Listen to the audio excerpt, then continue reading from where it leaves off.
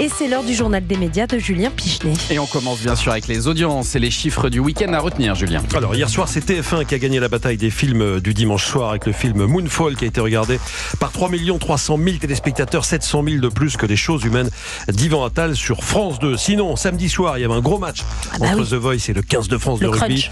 C'est l'équipe de Fabien Galtier qui s'est imposée avec 6 700 000 téléspectateurs, 3 millions d'avance sur TF1. Il fallait regarder jusqu'au bout le match, parce que ça s'est joué à la dernière minute. Et puis vendredi, Danse avec les stars est en légère baisse à 3 millions. Le divertissement de TF1 s'est fait même distancer par Simon Coleman qui était 1 million devant sur France 2.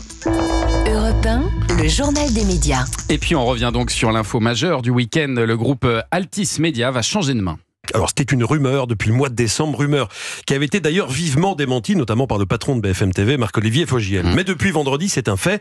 L'armateur CMA-CGM du milliardaire Rodolphe Saadé a signé une promesse d'achat avec le groupe Altis France, qui comprend BFM TV, RMC. Cette transaction devrait être finalisée d'ici la rentrée de septembre. Arrivé dans le monde des médias seulement il y a 2 ans, Rodolphe Saadé va donc étendre son empire, lui qui possède déjà plusieurs journaux comme La Tribune et La Provence, et qui détient aussi des parts dans le groupe M6 et le Média Brut. Les syndicats d'Altis Media se posent forcément des questions. Ils veulent des engagements concernant le maintien des effectifs. Ce qu'on sait pour l'instant, c'est que les managers d'Altis Media devraient rester en place après le rachat. On sait ce qu'a indiqué ce week-end un message interne d'Altis France. Et on en reparlera demain dans cette émission avec des journalistes pour décrypter ce changement de propriétaire. Et puis pendant ce temps, Sybille Veil réagissait, elle, à la réforme de l'audiovisuel public annoncée par Rachida Dati. Dans un entretien accordé à La Tribune, la PDG de Radio France estime que la ministre de la Culture est de son côté. Je sais que son intention est de renforcer le service public, dit-elle. Par ailleurs, Sybille Veil approuve la volonté de Rachida Dati de sanctuariser le financement de l'audiovisuel public. Je la cite, les médias publics ne doivent pas pouvoir être soupçonnés d'être des médias d'État et ça passe par un financement indépendant. La patronne de Radio France se montre en revanche un petit peu plus sceptique concernant une éventuelle fusion entre la radio et la télévision publique, également évoquée par Rachida Dati. Pour additionner des forces, il faut préserver ces forces. Une fusion de l'audiovisuel public affaiblira la radio, selon Sybille Veil. Et puis on l'a appris hier soir, l'animateur Stéphane Bern a été élu conseiller municipal de son village d'Eure-et-Loir. Oui, il s'agit du village de Thiron-Gardès, c'est un village d'1 millier d'habitants, c'est près de Chartres. Candidat aux élections municipales partielles complémentaires, Stéphane Bern a été élu conseiller municipal en obtenant 97,3% des suffrages exprimés. C'est plus que Poutine. C'est pas mal. 10% de plus. Qui aimerait savoir quels sont les secrets de Stéphane Bern. L'animateur télé et radio que vous retrouvez évidemment tous les jours sur Europe 1 à 15h a signalé qu'il voulait défendre le patrimoine de sa commune en utilisant sa notoriété. C'est ça sa recette magique à Stéphane. C'est un programme qui a visiblement séduit. Alors l'élection du maire doit avoir lieu cette semaine. Stéphane Bern a prévenu, je ne suis pas candidat pour être maire, mais si à tout hasard le conseil municipal vote pour moi, eh bien j'y réfléchirai. Et puis Michel Drucker lui a expliqué pourquoi il ne couvrira pas les JO pour France Télévisions. Vous savez qu'il devait co-animer la quotidienne de France 2 avec Léa Salamé pendant toute la durée des Jeux, mais ses médecins lui ont interdit de le faire. Il a l'obligation d'aller au lit à 23h. Or, c'est à cette heure-là que va commencer l'émission en question. 1 an après son opération du cœur, il préfère laisser sa place. Alors, elle pourrait revenir à Laurent Luyat. France Télévisions devrait le confirmer dans les jours à venir. Michel Drucker, quant à lui, espère bien pouvoir passer une courte tête lors du premier numéro. C'est à cette occasion, à l'occasion des Jeux Olympiques, qu'il fêtera ses 60 ans de télé. Lui qui avait tout commencé lors des JO de Tokyo en 1964.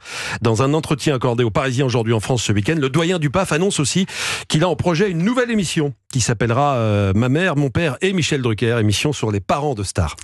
Et puis, qui commentera l'Euro de foot sur M6 ? La chaîne vient de s'offrir un champion du monde. Alors, je rappelle qu'M6 diffusera 13 matchs de l'Euro qui commencera le 14 juin, 13 matchs dont la finale. Et les rencontres seront commentées par Xavier Domergue, comme d'habitude, et Christophe Dugarry, champion du monde 98, champion d'Europe 2000 aussi. C'est sur M6 que Christophe Dugarry avait d'ailleurs débuté sa carrière de consultant lors du mondial 2006, dont M6 avait déjà diffusé des rencontres. Après l'Euro 2024, M6 va aussi diffuser les mondiaux 2026 et 2030. On imagine, Thomas, qu'après Dugarry, il y a d'autres arrivées qui pourraient suivre. Oui, certainement. Vous suivez ça de près, le foot, Eric Benzekri, ou c'était juste une trame de fond pour votre série ? Non, je suis ça de près. Ouais, donc ça vous intéresse, très ça. même. Oui. Donc vous allez être branché sur M6, alors, parce que c'est là que ça va se passer, visiblement. Je suis un peu branché sur tout. Dès qu'il y a du foot. Il a tous les abonnements. Et puis, l'animateur Coé et la radio Énergie se retrouvent aujourd'hui devant le tribunal de commerce. Coé n'est plus à l'antenne de la radio depuis le mois de novembre, depuis l'ouverture d'une enquête préliminaire pour viol à son en compte. En janvier, l'animateur qui veut revenir à l'antenne avait attaqué le groupe Énergie. En fait, il veut que son contrat qui prévoit la diffusion de son émission quotidienne soit exécuté. À défaut, ses avocats ont prévenu que la radio dont il était l'animateur vedette de l'après-midi devra lui verser des indemnités.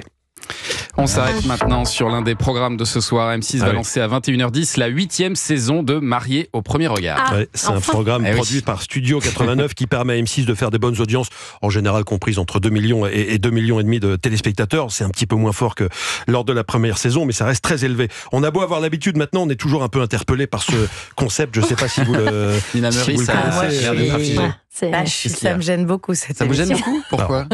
Non, je comprends pas le principe, moi. C'est le genre de truc qui m'amuse pas du tout. Enfin, ça m'afflige beaucoup, quoi. Alors, on va le rappeler pour ceux qui ne connaissent pas. Des célibataires se rencontrent pour la première fois lors de leur cérémonie de mariage, quelques minutes seulement avant de devoir dire oui ou non.